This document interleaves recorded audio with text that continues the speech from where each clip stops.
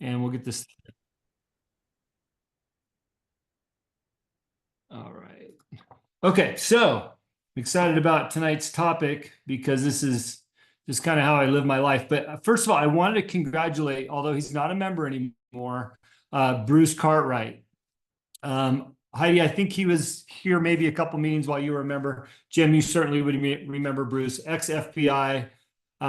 Bruce was in here for his business called SAC Tactical, and he teaches firearms training. And although he's not in here anymore, I've just kind of continued on and have offered and given him advice in exchange for some services. And so he just closed out August. I won't give you the exact number because that's his business, but I will tell you he had a full schedule to the degree that he wanted it to be full as a retiree of training and training classes. I've gone every Wednesday for the last 2 months between carbine training and handgun training with Bruce. And so I'm really proud of the work that he's done. And through some help, he's filled up all his classes. And he does weekend classes, he does weekday classes. Mine's a little bit more private because there's only a couple of us that does that with him by our design, not his. But anyways, congratulations to him on that. But more importantly, and Jim, you'll appreciate this, is he just finished 75 hard on Friday. And Bruce's motivation was he had a friend that was FBI that had passed away. And I think he was in his 70s and he had heart issues and weight issues and all these things. And Bruce just thought, you know what? I don't want that to be me. And I need to get my act together. Bruce is fairly overweight, if you couldn't have seen from the video content that we had. But he got after it. And we built a program around that. And he stayed disciplined and he lost a lot of weight. Of course, we all know the weight's lost in the kitchen, not necessarily just in the gym. So the combination of the two, cutting out the sweets and the sugars and all that other stuff, super happy to have lost the weight. More importantly, though, he gained back mobility, especially with his age, weight, and height. So I'm really proud of Bruce. I just want to congratulate him on this group call. Heidi, I did give him your information. Okay. One of the things that I like to do, if possible, Jim, this wasn't a possibility with you, but that is to do one of their final workouts with them. And so Bruce came to my house and we used my gym downstairs. And Heidi, we went through your chest tricep exercise routine, kicked his butt literally on day 74. And then we went and did gun training for 5 hours after that. And then he had to go home and do his run. But he loved your program. And so I introduced him to that and said, hey, here's how you get hold of Heidi, et cetera, et cetera. So anyways, really proud of that. I love being connected to all of our members, present and past. And I love my relationship that I have with Bruce through this. So anyways, he's in here. He's here in heart, not in body. Okay, so tonight's topic, I love this. The world is not served by plain small. The world is not served by plain small. And I want you to think about that as we go through some of the discussions tonight. I'm happy to answer questions on anything. Rod's here, happy to answer questions on anything outside of the topic, that's fine. And if you're willing to share what you're working on and where you're not thinking small within that realm, I'd love to hear how big you're thinking. And maybe you'll make a change by the time I'm done talking. Okay, so let's see where we're at. So a couple examples. I got 2 examples of not thinking small, and then one bad example of what happens when you think small, and then I'll get into the lesson.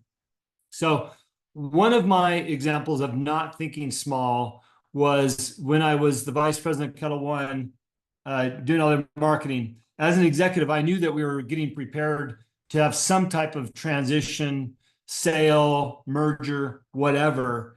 And my mind immediately went to, well, I don't want to be in the fallout. I want to be proactive in my future. I'm going to start a company. Now, I've worked for a lot of people. I've had a lot of side gigs, but I never started a company, especially an LLC that had partners, and especially ones that had investors as well. So I was not thinking small, and maybe there was some arrogance at the time, which I'm not proud of back in the day when I was at Kettle One. But I thought I'm going to start a company and I'm going to go after this business. And so I spent, as many of you know the story, I spent 6 months building a business plan. And in 2007, 2008, that was the real estate crash. The world was coming to an end financially, and my mentality was, I don't care. I'm going to raise money and I'm going to start this company no matter what. And you know the story. I raised originally I planned on raising $3 million. And in my not small thinking, the investors were convinced we needed 5. So they committed to 5 instead of 3. And I don't think that happens too often, let alone in a financial crisis. And then we went on to raise another 7 over the lifetime of that business, right? And that's what not thinking small looks like. It is building a plan out to be all inclusive, right? I could have went and worked for another company. I could have just partnered with somebody that had already done all the thinking for me and the business plans for me. But no, I decided I was going to start my own company with my own name, my own branding, my own marketing, my own, and think big. And so the idea in the business plan was to create a $100 million company. That was the plan, right? And that's what we set out to do. Now, when I left, the company transitioned to new owners. Although my shares are still with the new owners, when I left there with the company, it was valued at a $45 million company. So in just about 10 years, we were halfway there from not thinking small. Okay. Now, hopefully they give it another 10 years and make that thing rip up to 100 million, and then I'll go begging for my percentage of that, right? But anything is possible if you put your mind to it. Don't think small. Another thing that I did, and Wayne will appreciate this, is when I was coming on my 40th birthday, I set out to write and achieve 40 goals. So I wrote down all the things that I thought I wanted to achieve in my life, or that I felt defined who I was, or that I thought, hey, if I put some focus behind this, I'll be able to do it. Looking at Heidi, one of them was to do 40 pull-ups. Okay. Now I gave myself the allowance to take, little breaks in between, but it was like, go, right? Some other things was taking some trips, climbing Mount Whitney, climbing Mount Rainier. But one of them was to be in the Baja 1000 race. And I had only seen a movie about it. I didn't even know how to go about doing it. And one of them was to be in a Baja 1000 race. And that goes back to my dad when I was like 6 or 7 years old. He had pre-ran the Baja 1000 and exposed me to bringing home souvenirs and stuff like that and some pictures. And he was actually featured in Volkswagen magazine for the finish line photo he'd taken of the race. So that was always in the back of my mind. So I thought, I want to be in the Baja 1000. And I saw this movie and I was equally more inspired to do that. And I set a course to figure it out. Well, that course happened a lot faster because I met a guy that had a team and I said, how do I get involved? Right? I wasn't thinking small. I said, how do I get involved? And he says, well, everybody's invited. Come join us in Baja, in a month and a half or whatever. And I was set to go on this trip. Well, in the meantime, he called. He said, hey, there's another race truck that has a third seat, which is an anomaly. They don't normally do that. And he said, you can rent that seat out and be in the race if you want. I didn't even think about it. I just said, yes, I'm in. And I called the guy that owned the truck. He said, yeah, for $2,500, you can come race the San Felipe 250, which is a 250-mile race. So yes, I'm in. I gave him the money. And then I went to work to do what I do, and that was to market me going down there. I found a sponsor at the time, which was Smart Water, which actually paid the full $2,500. And I created a whole marketing program around me going. It felt like the natural thing to do was to promote the team and support them in their endeavors. Well, that course set me up to race full time with the original person. His name is Cameron Still. He's a famous off-road racer, known for starting the Metal Militia brand, if you know that brand online. It's kind of a passe thing now. Started the X Games stuff. Anyways, I went on to race with him for another year, and then I went on to start my own team. And I did that for another 12 years, but I wasn't thinking small. Okay. So just two examples of something that's happened in my life of not thinking small and how that transpired into bigger, bigger, bigger, all the way to who I am today. And all really those two things, off-road racing and my tequila career, gave me most of the contacts, most of the desires, most of the experience, most of the contacts to do everything I've done the last 10 years. Okay. And that was from not thinking small. Now, let me give you a bad example of what happens when you do think small, or you don't think about what you're capable of doing. It may haunt me. It may not. You may think it's silly because it's not worth the haunting, if you will. But as you know, I used to do a lot of competitive Spartan racing. Samantha as well, and we achieved a lot of accolades in that sport. Samantha went on to become third in the country for women 30 to 35. I'd won enough races where I'd had tons of podium first place finishes, and really had enjoyed the sport. Because of all the wins that I had, I got invited last minute to race on the World's Ultra Championship team. So I'd raced the Ultra Championships National, which was the US, in Lake Tahoe, and I got second place. And then I went on to a smaller race 2 weeks later, and I got first place, like a 6-mile race. Ultras are 30 or more, just for reference. And so at that race, I was approached by the Spartan Worlds team to say, hey, do you want to race with men 50 and over in Iceland for the World Championships? And I said, yeah, of course, right? So I went there thinking small, to be honest with you. I thought, I'm going to go race with this team, and whatever they're out to accomplish, I'm in. I didn't ask, hey, are we going to win? We're going to this? I just said yes, and I went off to do that. Well, when I arrived there, they said, hey, look, some things have changed. This is no longer a team sport. And they paid for me to go and everything. So I'm sure it was heartbreaking for the teams not to have a team sport anymore. You can race as an individual.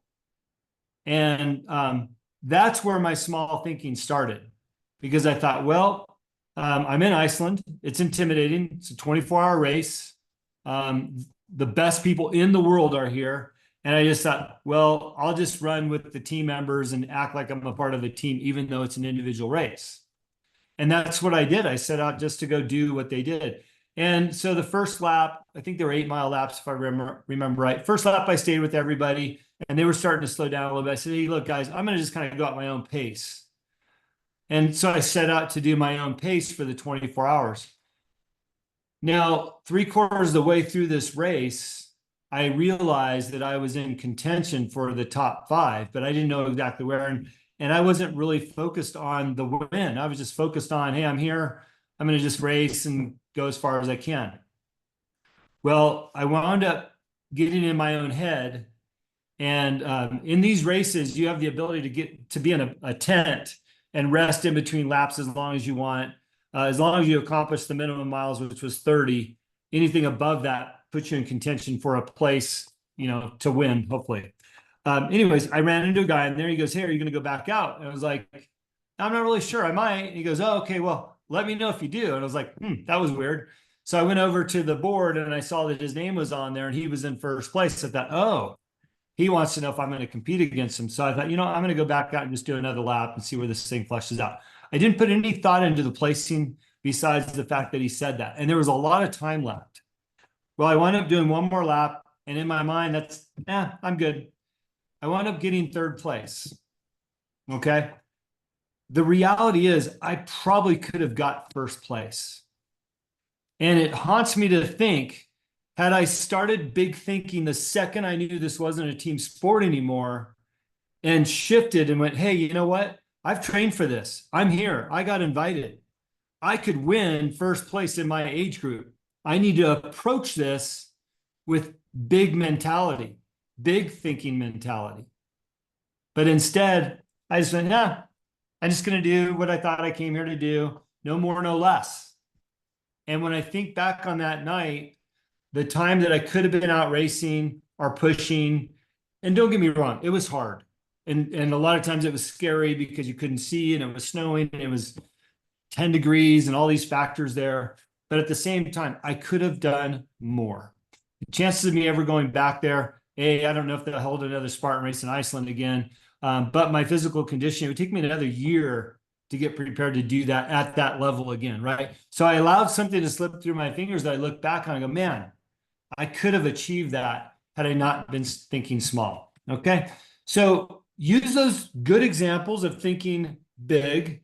And what happens also when you don't think that way in your own lives, in your own businesses, in your own things that you're trying to achieve, and know that by sometimes just paying attention and giving it a little bit more effort, you could achieve that next level. I promise you, if I would have went out there for another lap, no matter how fast I did it or not, I would have got second. If I would have paid attention throughout the entire night and gave it what I could have given it, I would have got first by a long shot. Knowing the numbers and know what I know about the competitors now and how they achieved other races, no problem, I would have been first in the world. So don't think small. All right, so here's a little bit of a game plan on how you can get out of that small thinking, or how you can get into a track of thinking big. All right, so number one, spend time with people that share your same dreams and ambitions or are not small-minded people. Okay, if you want to be a big thinker, spend time around people that are like-minded. There's nothing that will take you down faster than the people around you and their small thinking mentality. Here's an example. I'm full of examples today. I don't know why. I just got off the phone with one of my longest standing coaching clients. And here's what's interesting. Another example of thinking big are always thinking that you can be in the game. Okay. This was my longest running client. Person was basically a billionaire and highest paying client as well. He passed away. All of his assets went to the estate. Well, I got to know the CEO of the company pretty well, who now is a trustee of the estate. And so I've been checking in with them off and on, seeing how things are going. And he said, hey, there's a project in Santa Barbara. They have 495 acres in Santa Barbara, right down the street from the beach. So you can imagine what that's worth. And he said, we're looking at creating an agave farm there to make an agave spirit. Well, that's right up my alley, right? And so we started this dialogue of me coming back to work with them as a consultant, which is exciting in itself. But here's where that don't think small mentality, or why you surround yourself with people like that. So I just got off the phone with him about an hour ago. He says, Jim, I want to reach out to John Paul DeJoria. Now, if you don't know who that is, he owns Paul Mitchell. He owns Patron Tequila. He's got a new company. I happen to have another client that is working with him on the tequila project that I did for them. Now, I didn't blink or flinch because, hey, look, we're not thinking small here. We're going to go straight to John Paul, right? And I have the route to do it. And so by not thinking small on my end, that will help secure this opportunity. By him not thinking small, even though he's got a high net worth portfolio, hey, let's go meet John Paul. He's an LA guy. You know, he's in the tequila business. Let's find the right people to partner and build this basic 500 acres out in Santa Barbara, right? So when you're working in that world, those are the kinds of opportunities that come your way. Don't think small, okay? I'm no different than anybody else in this group. I've just been thinking this way for a long time, and it's allowed my circle to expand or decrease with people that are like-minded, right? So spend time with people that are like-minded. Number two, make a plan. What does that look like for you? Okay, I'm going to give, and I drafted this out so you can see how I just literally did this today. Okay.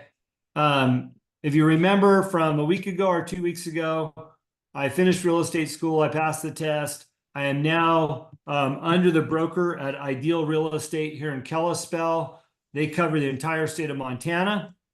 I I got my real estate license because I was referring so much business, over $5 million worth of last year, to other realtors. And in Montana, probably most states, you can't receive a referral fee or a kickback unless you have a license.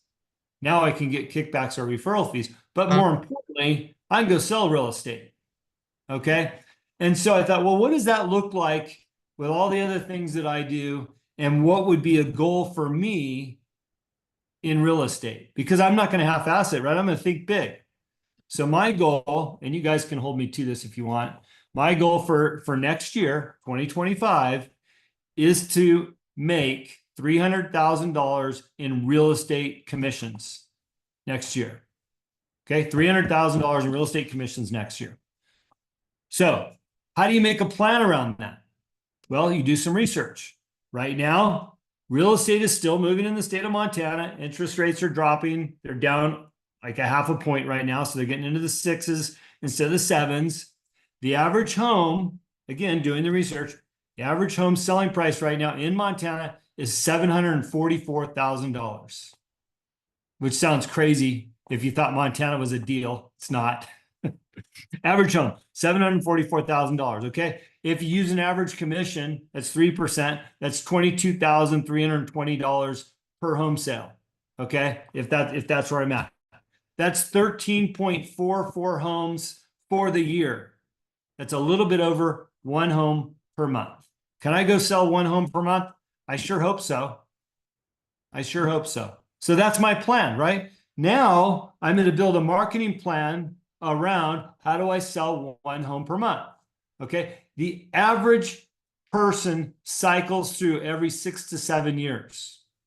Or if you've got 100 people, 6 to 7 of those 100 people will make a real estate transaction within the year, or know somebody that will make a real estate transaction within a year. Okay. Well, I know I got 100 friends, certainly, that I could reach out to, right? So I'm going to mine my database and focus on those numbers. 100 people, I need six a year, right? 6 out of them, and keep mining those numbers. Okay. So I'm building my plan. Now, how I'm going to mine that? I'm going to do email lists. I'm going to do social media campaigns. I'm going to do public speaking. I'm going to attend more events with intention, right? I'm going to shift gears on that intention. So that's my loose plan. And I'll, if you have questions about how I'm building that out later, I'll happy to tell you, but I'm building a plan. So I want you to make a plan on how you think big. Excuse me. I know $300,000 in commissions for a year is a pretty big number in this industry, but I've met a lot of lazy people in this industry too in the last couple of months. So I think it's achievable. Number 3, which I just gave you also, is set a target. What is your target? Whether you're starting a business or you're working for somebody else, find your plan and set your target. What does that look like for you? Heidi, your client base, maybe you're looking at a target number of clients to think big. Once you do that, you can start figuring out how that big happens. When I was working with Rob and Dana Bailey, Rob had his coaching group, and we were at 156 clients in the coaching group, right? It's a pretty good number. But Rob had his number of where he wanted to be, right? Even though that was a big number, how do we get bigger? And how do we leverage Dana's assets and her goals to get more of this done, right? How do we transition her personal coaching into something bigger than what she can do one-on-one or through her, her database? So always thinking bigger outside the box on how you grow your business in a way that aligns with your values and your goals. All right. So we got spend time with like-minded people, make a plan, set a target.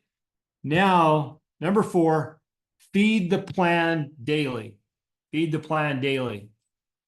That might look like, how we say, how do you eat an elephant? One bite at a time. Feed the plan daily. Try to do a little something every single day. A little something every day. And then number 5 is give yourself room to be patient. Give yourself room to be patient. And so my last and final example has to do with number 4 and 5. Rod and I and Rachel are working on an online educational platform called OutSchool, and it's for homeschoolers, for students up through 12th grade, to teach them the business soft skills, a lot like what we taught at Stillwater Private School, and a lot of the stuff that we teach in here. Now, we've been approved by OutSkill for almost a year. Okay, we still haven't taught a single class on there, but we continue to chip away a little bit, a little bit. This is like bottom of the rung priority to get done because we have other things that we're focused on, whether that's personal time, family time, other businesses, etc. But by doing a little bit each time, you know, when we're thinking about it, we're a little bit further along. Where we're at today, and Rachel and I just finished something that was a big hurdle. We have a syllabus uploaded. We have class descriptions. We have marketing materials. We have all this stuff. Finally, after we built all that out, and then I populated in there, just about ready to push the button to be live. And it says, you must have all your teacher background credentials. Shoot, right? So Rod, you'll be next to do them, but Rachel and I did ours today. And I could get frustrated, like, gosh, this has taken a year. But we got one more big thing done today through that hurdle. Rod will get his done, it's a half-hour ordeal, and then all of a sudden we'll be live, right? It's because we were patient with ourselves. We didn't get down like, oh my gosh, we're not doing this, we're failures. You know, we just knew that this was a bottom of the rung priority, and we're getting a little bit closer, a little bit closer, a little bit closer.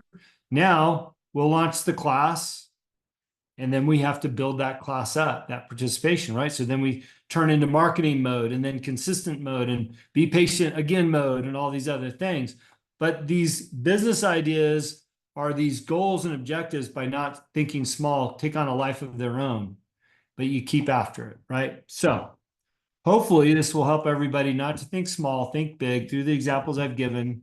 And like I said, if you're willing to share, I'd love to hear from you. Rod, why don't you weigh in a little bit, and that'll give everybody a minute to process what we're talking about. Thanks, Jim. Well, the first thing I'll jump in on the be patient thing, but I'm going to expand on that a little bit, because when you're thinking big, it requires you to look at that whole network, the whole web. And although with OutSchool, we've been looking at this for a year, we knew that this was a direction we were going to go when we first started teaching those classes. And so when we taught those classes, we did a lesson plan for each one of those. We archived it. And then we built out the curriculum just about a year ago, right? So a whole new curriculum but it was all stuff that we had used. So we reformatted work that was already done. And now we're just fine tuning the format of all the work we've already done. So we're not starting over. We've got everything in the can. We're just reformatting it to meet their standards. And we knew that from the beginning. So, and in fact, Jim, I think I didn't tell you this, but I'm already 3 lessons ahead. So as soon as we hit the button, you know, we've got not a week ahead like we talked about, we're a month ahead. So, you know, just looking at that big picture from 30,000 feet up, everything you do matters. Everything you do matters. It has that ripple effect. But if you're looking at it from a strategic standpoint, it makes more of a difference. You're not riding the waves, you're creating the waves. So that was a great example, Jim, and it's something that I think we all can do better. You know, just thinking we've got it, we've got it, we've got it. And then lastly, I will say this, because I started a family young. So my priorities were just in a whole different area. I had kids, and I almost sacrificed that from overwork at one point. My wife called me out, and it really reined me in. But I will say this, that I didn't go out and look for opportunities. And that's on me. It's a different world that we live in now. If you want to look at different opportunities, anything is at your fingertips. It's literally right here, right? You can find anything that you're interested in and find a business opportunity and make it happen. We didn't have that opportunity. Jim, you had a couple of different areas that you focused on, and it branched out from there. I was military, I was retail, wholesale. So I didn't go looking for opportunity, but when it came my way, I grabbed it. And I, I latched onto people that were like-minded, and I built up my ideas with their ideas, launched a couple of different companies. So I look at everybody who's on this group or in this group now has so much more available to you. I did everything the hard way and still had fun and still enjoy the benefits of it from even today. But one of the things I'll leave it at this. What the network marketing company I worked for was in long distance. And it was right at the breakup of the AT&T Bell system. Anybody who's old enough to remember that. They broke up a monopoly, and the next day there were 110 long distance phone companies. So from 1 to 110. And I latched on to one of those 110. And they had a network marketing motto, but I like a model. But what they had was this little thing. It said, opportunity doesn't always knock. Sometimes it rings. And it was just so clever. And it rang for me. It's like everyone's saying the opportunity's knocking, but it was here ringing on a telephone line. And if you think about it, every time somebody flushed a toilet, if you got a dime, how much money could you make? If you made a nickel every time somebody made a phone call, how much money could you make? And I literally did the math and started extrapolating it out, and it expanded my vision. And once my vision was expanded, I could see myself walking down that path. So expand your vision and then find your foothold within it. You don't have to wait. I did a lot of waiting and walking through it and seeing what would happen. But I'm telling you, in hindsight, again, we paid the dummy tax. In hindsight, find those opportunities and make them happen. Take that next step and always be thinking about how that step is leading you to the next step. And don't be afraid to circle back. I hate to use that term, right? We're going to circle back on that. We're not kicking the can down the road. We're intentionally circling back around to evaluate our plan, evaluate our strategy, evaluate our own momentum and the obstacles that we're encountering. So this group, my gosh, if I'd have had groups like this when I was building, businesses decades ago, I'm telling you, would have lit the world on fire. And there were some people that did. The company I was with had the first $1 million a month earner in network marketing. And he was a school teacher. And I don't have a great regard for most school teachers because I think they don't think, outside the box often enough. They're too lineal. But this guy was the first one who made $1 million a month in network marketing. And I thought, man, if he can do that, the sky's the limit. And again, just the big picture, the world is not served by playing small. And it's not served by thinking small. So that's how I'll end it, Jim. Great comments. You said something early on about, the out school stuff that we were doing we had done the work a year ago and created the services, and we're retooling them for this future platform. It's a really good reminder when we think about our own businesses. I'm sorry, I always pick on people that are on screen. So Heidi, I get to pick on you. You have, and I have in front of me, your workout plans that I've printed out, right? And this is a perfect example of, a lot of times we get in our own heads that, well, this is boring. This doesn't work anymore. Or I've got to retool this and make it exciting again. The reality is oftentimes the work that we've done is enough. It just hasn't been exposed to enough people yet, enough times. Okay. So, and that comes from small thinking, like, well, I would presume that you put your best effort into those workout plans. And as a user of those plans, I will tell you that my muscles will attest to the fact that they're good plans. Okay, my soreness and all the other stuff, the benefits, that they're great plans. And I'm not saying that you're looking to redo them, but we get bored of our own stuff before we've even sold one unit to somebody, and we start to either give up or talk ourselves out of it. And what we have to realize, it takes time and patience and energy to keep pushing towards whatever that goal is.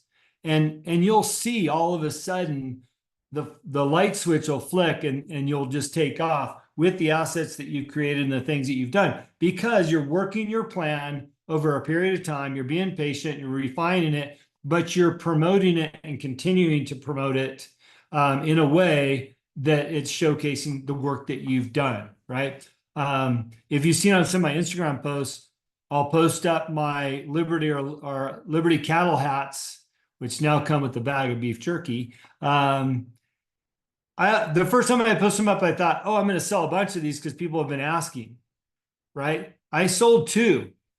And then I posted it up again the next week and I sold 1. And then the next week I sold another 2. And then I sold another 1. It's like, oh, wait, people aren't waiting for me to post a picture of my hat, right? Which means their algorithms haven't seen my hat yet. And if I keep posting it, I'm going to sell all my hats. I'm going to have to buy some more hats and sell those hats, because it takes time and I need to have patience, even from the people that I assume or think that they're paying attention to what I'm selling and doing. Hey, maybe they didn't want to spend the $30 that week, but 2 months later, they feel like spending the $30, you know? So don't get tired of your own stuff before you've given it that energy and time and patience for it to develop. And definitely don't think small, because what you'll gain is the benefit of that big picture idea catching on one day. And all of a sudden you're going, wow, I'm so glad that I didn't think small. And I thought about starting my own tequila company and putting 12 million bucks in it of somebody else's money, right? So don't think small, think big. So, all right. Any questions, comments, thoughts? This has been one of the best coaching sessions yet. All right. I love that. This is Smack Daddy. They're all fantastic. I'm so grateful. You know, I listened to Mel Robbins. She's like, you can't sit here and talk at the dinner table to your family about your business goals. You need to be with like-minded people. And by the grace of God, I had a client named Riley who told me about y'all, and here we are. And it literally feeds me every single time. And it just all is coming into fruition. Now, everything you're saying is like right there. It's right there. Awesome. So makes Awesome. me, it totally fuels me, especially when life is hard, right? Like we still have to show up for life, and it can be so diminishing for our business, because personally, you know, I start to find like you get tired, weary, you know, and you almost feel inferior. And then you gotta, what I know now, especially in recovery, is you still do the things even you don't want to do the things. I still take the phone call, send the emails, do all the things, even though I got 0 in the tank. And then I know that it's going to get better, you know, and so this was a really good coaching call. Thank you. I appreciate that. You know, I told Sam earlier today, I said, I'm so excited for next year. We have so many things in the works. It's all going to come at once. And then we're going to pick and choose what makes the most sense for us as a family and what we're doing. And as I mentioned on one of our previous calls, we've already mapped out what our vacations and our time together looks like. We've already mapped out all of our personal goals. So I'm on phase 2 of that, is now how do we create those financial goals that will not only serve our own personal goals, but I have big goals for people that I'm supporting through finances, right? There's a men's ministry that I'm helping, that I'm going to go visit in October, because I want to see them flourish, right? And I know that the money flows through me and onto them. And I'm so it's September. Okay. I'm excited about next year because I can already see it and feel it. And I want you to be around people that share those same sentiments, not only on this call, but in your own worlds, wherever you're at, that you're around those same like-minded people. And I'm glad that you can come here and get filled up, because that's what we're about here. But I want you to equally get filled up with the people that you surround yourself with, so that they're not depleting your tanks, so that you're filling up. Heidi, I'm so fascinated by the success of your son. If you think about it, he goes to a top-ranked school. He's on a top-ranked team. I mean, he's in that 1% crowd, right? And to feed off of that as a parent, how awesome that must be. It is. And whenever I worked with, as you know, many of you, I've worked with some top level celebrity athletes in my businesses, like Bill Walton, who's passed away. But you know, the time that I spent with them, and you can do this with your son, is like, this is the 1%er. How do I get into his mind so that I can think big, so that I can think about what that must have been like to be in the NBA, be at the top of the game, or some of the golfers I've been around, or to be on that playing field this last weekend for your son, right? Let's work on getting into like-minded people's heads so that we become that. You know, Riley's got a new hat business coming out. Riley, you should go visit the top hat companies in the country, or go to Billings. I forget what that hat company is out there. I mean, be around people that are doing what you want to do and be inspired by their success, because there's so many more opportunities out there. That's not the only hat place around. You know, people aren't going to drive to Billings to go to that place if they're out here. There's an opportunity for you, but you have to think like them. You have to think big like them, and you have to surround yourself with people like that. So, Heidi, thanks for your comments. Yeah. And here's the thing, that kid, Jake, every day he talks to me and I'm his coach. I'm his mom and his coach. Like, we get in there and there are tears and there is like everything, and we hash it out. And that has been one of the biggest gift of having, of living a sober life, is that life has access to me and I have access to life. So I can meet my kids where they're at and listen to them and empower them and love on them and hug their heart and give them that space to flourish. And that's every day he mostly is in contact with me. And so that's pretty awesome. That's great. Yeah. Jim, your face is up here. Do you want to say anything? You don't have to ask about the topic, but how you doing? How's life? How's your wife? Things are good, busy. Son's been off at school for 4 weeks now. We're getting the ups and downs, and like you, Heidi, he's flourishing more than we ever expected. And it's making it all that much easier, even though he's 8.5 hours away from us as well.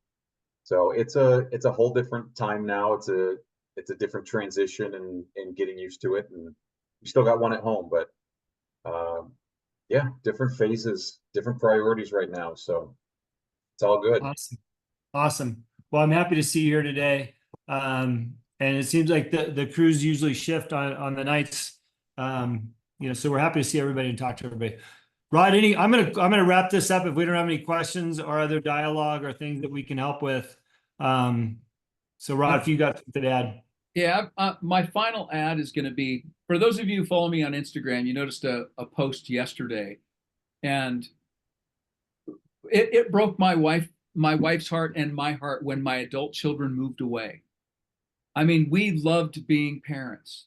We did. We embraced every moment, the good, the bad, the ugly. And when they moved away, it was just part of it. There was this transition and your heart tears, but you let them go, right? And it happens in stages. And then when they had kids, it's a whole nother stage. And it's just, life is beautiful. It's absolutely beautiful, but you have to work to stay connected. You really have to work. And I bring up my Instagram post because what we've done in my family, and we've done this now, gosh, Riley, you've been married longer than the rest. I don't know, 13, 14, 15 years. At least one Sunday a month, we invite all the kids, all the grandkids to the house, and whoever has a birthday in that month gets to pick the entree and the dessert. And we've been doing that now for well over a decade, and everyone's connected. And I'm so happy to say my kids, their spouses, the cousins, they're all friends. They're best friends. They work together, but it takes work and effort. And that's part of that long range plan. So don't think small, think big, even with your family. How are you going to keep them all reined in? Because you're not going to want to just let them go. You've got to stay connected to them, and they need to stay connected to you. We just don't grow up and leave. And one of my life's biggest regrets is not having relationships, adult, healthy relationships with my siblings and my parents. That's a hard lesson learned. And that's not going to happen with my kids and grandkids. So I'll pass that on to all of you. Wayne, I know you're a family guy. Chris, you as well. Everybody here has family, but think big with your family.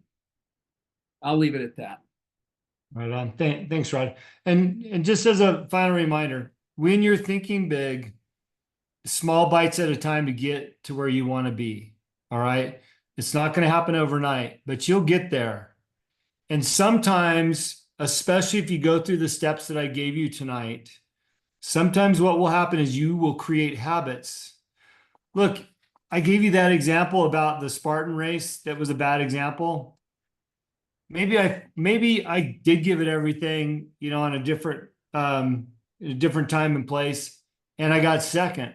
Well, guess what? That's closer to first than third, right? And you'll find by thinking big, sometimes you'll get pretty far down the line and go, wow, I never even thought I'd get this far, right? And by creating the habits and doing the work, you're going to be much further along down the road if you're thinking big.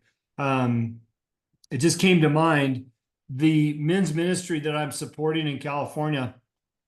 I just told him, I said, look, I want to be one of your top donors.